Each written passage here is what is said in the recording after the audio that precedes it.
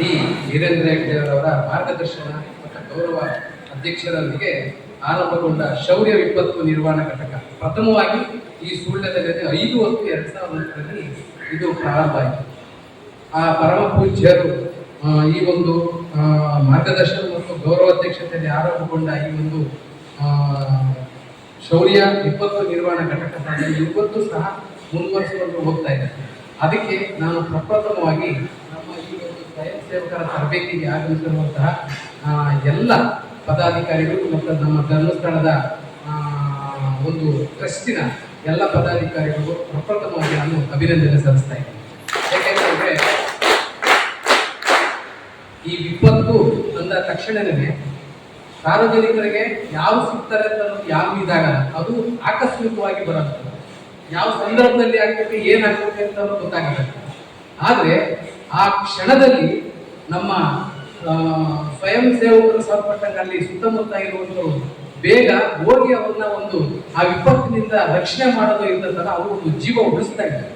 ಆ ಜೀವ ಉಳಿಸೋದು ನಿಮ್ಮ ಒಂದು ಸ್ವಯಂ ಸೇವಕರಿಗೆ ಸಂಪರ್ಕವಾಗಿರೋದು ನಿಮ್ಮ ಒಂದು ಹೆಚ್ಚಿನ ಒಂದು ಜವಾಬ್ದಾರಿಯಾಗಿ ತಗೊಂಡು ಒಂದು ಸೇವೆ ಮಾಡ್ತಿರೋದು ಈ ಒಂದು ಸುಳ್ಯದಲ್ಲಿ ಒಂದು ಗೌರವ ಅಂತ ಹೇಳಕ್ಕೆ ಇಚ್ಛೆಪಡ್ತೀನಿ. ಯಾಕಂತಂದ್ರೆ ನಾವು ವಿಪತ್ತು ನಿರ್ವಹಣಾ ಸಂಬಂಧಪಟ್ಟಂಗೆ ಮಾನ್ಯ ಜಿಲ್ಲಾಧಿಕಾರಿಗಳಾಗಿರ್ಬೋದು, ಸಿಒರಾಗಿರ್ಬೋದು, ತಾಲೂಕು ಮಟ್ಟದಲ್ಲಿ ತಹಸೀಲ್ದಾರ್ ಮತ್ತೆ ನಾವು ಸಂಬಂಧಪಟ್ಟ ಗ್ರಾಮ ಪಂಚಾಯತಿನಲ್ಲಿ ಸಂಬಂಧಪಟ್ಟಂತಹ ಈಗಾಗಲೇ ಇನ್ಸಿಡೆಂಟ್ ಕಮಾಂಡರ್ ಆಗಿರ್ಬೋದು, ಅವರೆಲ್ಲ ಅಲ್ಲಿನ ಒಂದು ವಿಪತ್ತು ನಿರ್ವಹಣಾ ಕಮಿಟಿ ಆಗಿರ್ಬೋದು, ಅವರ ಒಂದು ಸಹಯೋಗದೊಂದಿಗೆ ಬಟ್ ನೀವೇನೆ ಓನಾಗಿ ಎಲ್ಲಿ ಆಕಸ್ಮಿಕವಾಗಿ ಯಾವುದೇ ನನ್ನ ಈ ಒಂದು ಪಟ್ಟಿ ನೋಡಿದೆ, ನಿಮ್ಮ ಪಟ್ಟಿನಲ್ಲಿ ನೋಡಿದಾಗ ಸುಮಾರು 30 ಸೇವೆಗಳು ನೀವು ಮಾಡ್ತಾ ಇದ್ದೀರಿ ಅಂತಂದ್ರೆ ಅದು ಯಾವುದೇ ರೀತಿಯ ಅಮಾಶಯಗಳಿಗೆ ಬಲಿಯಾಗದ ರೀತಿಯಲ್ಲಿ ಒಂದು ಸ್ವಯರ್ಜಿತವಾಗಿ ಕೆಲಸ ಮಾಡೋದು ಅಂತಂದ್ರೆ ತುಂಬಾ ಅದು ನಿಮ್ಮ ಒಂದು ಘನತೆಗೆ ಸಂಬಂಧಪಟ್ಟಿತ್ತು ಅಂತ ಹೇಳಕ್ಕೆ ಇಚ್ಛೆ ಪಡ್ತೀನಿ. ಜೊತೆಗೆ ಈಗಾಗಲೇ ಒಂದು ಎಕ್ಸಾಂಪಲ್ ಹೇಳಬೇಕು ಅಂತಂತಂದ್ರೆ ಒಂದು ಯಾವುದೋ ಒಂದು ವಿಪತ್ತು ನಿರ್ವಹಣೆ ಘಟಕ ವಿಪತ್ತು ಸಂಬಂಧಪಟ್ಟಂಗೆ ತಗೊಂಡಾಗ ಪಕ್ಕದಲ್ಲಿ ಒಂದು ಗುಡ್ಡ ಇದೆ. ಆ ಗುಡ್ಡದಲ್ಲಿ ಒಂದು ಫ್ಯಾಮಿಲಿ ಮಾತ್ರ ಇದ್ದಾರೆ, ಮಗು ಮತ್ತು ಮಕ್ಕಳು ಇಬ್ಬರೂ ಸಹ ತಮ್ಮ ತವ್ರ ಮನೆಗೆ ಹೆಂಡತಿನ ಕಳಿಸಿರ್ತಾರೆ. ಗಂಡ ಮಾತ್ರ ಒಬ್ಬರು ಯಜಮಾನ ಮನೇಲಿ ಇರ್ತಾರೆ.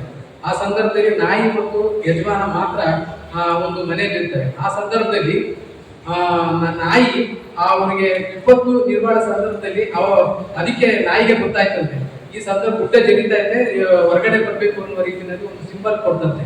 ಆದ್ರೂ ಸಹ ನಾಯಿಗೆ ಯಾವುದೇ ರೀತಿಯ ಒಂದು ಕೇರ್ ಮಾಡಿದಾಗ ಹೊರಗಡೆ ಯಾಕೆ ಇಷ್ಟೊಂದು ತೊಂದರೆ ಕೊಟ್ಟಂತೆ ಅಂತ ಹೋಗಿ ನೋಡಿದಾಗ ಆಗ ಆ ನಾಯಿನ ಹೊರಗಡೆ ಬಿಟ್ಟು ಆ ವ್ಯಕ್ತಿ ಒಳಗಡೆ ನೋಡೋದು ಅಷ್ಟು ಇದೇನು ಹೊರಗಡೆ ಬಿಟ್ಟು ಒಳಗೆ ಬರುವಷ್ಟೊತ್ತಿಗೆ ಗುಡ್ಡ ಜಲ್ದಿ ಬಿದ್ದುಬಿಡ್ತದೆ. ಗುಡ್ಡ ಜಲ್ದಿ ಬಿದ್ದಾಗ ಫುಲ್ಲು ಮುಕ್ಕಾಲು ಭಾಗ ಅವರ ಒಂದು ಕುಕ್ಕೆ ಸಂಬಂಧಪಟ್ಟಂಗೆ ಫುಲ್ ಮಣ್ಣು ತುಂಬಿಟ್ಟಿದೆ. ಆ ಸಂದರ್ಭದಲ್ಲಿ ಫೋನ್ ಮಾಡಿ ಇಮಿಡಿಯೇಟ್ ಆಗಿ ಅಕ್ಕಪಕ್ಕ ನಿಮ್ಮಂತ ಒಂದು ಸೇವೆ ಮಾಡುವಂತ ಸಮಾಜ ಸೇವಕರು ಒಂದು ಅವರನ್ನು ರಕ್ಷಣೆ ಮಾಡಿ ಒಂದು ಜೀವ ಉಳಿಸೋದಕ್ಕೆ ಕಾರಣಕರ್ತರಾಗಿರ್ತಾರೆ. ಅದಕ್ಕೆ ಹಾಗಾಗಿ ನಾನು ನಿಮ್ಮನ್ನು ಎಷ್ಟೇ ಗೌರವ ಸಲ್ಲಿಸಿದ್ರು ಸಹ ಅದು ಕಡಿಮೆನೆ.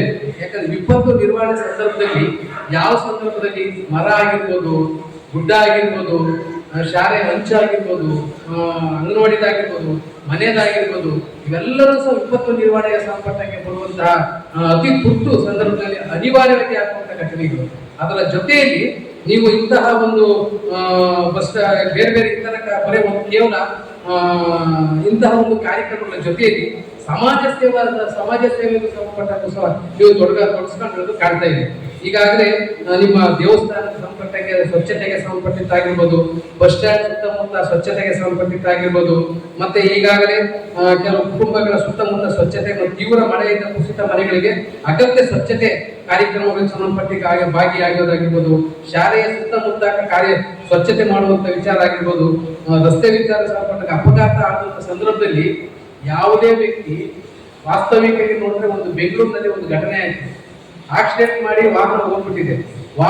ವಾಹನಕ್ಕೆ ಅವರಿಗೆ ಒಂದು ಕಾಲು ಹೋಗಿದೆ, ವಿಡಿಯೋ ನೋಡಿರ್ತೀರಿ.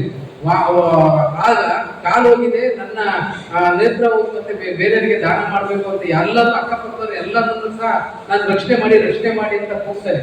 ಆ ಒಂದು ಬಸ್ ಸ್ಟ್ಯಾಂಡ್ ಮೇನ್ ರೋಡ್ ನಲ್ಲಿ ಆಕ್ಸಿಡೆಂಟ್ ಆಗಿದೆ, ಎರಡು ಕಾಲು ಕಾಲು ಹೋಗಿದೆ, ಆಕ್ಸಿಡೆಂಟ್ ಆಗಿರ್ತದೆ.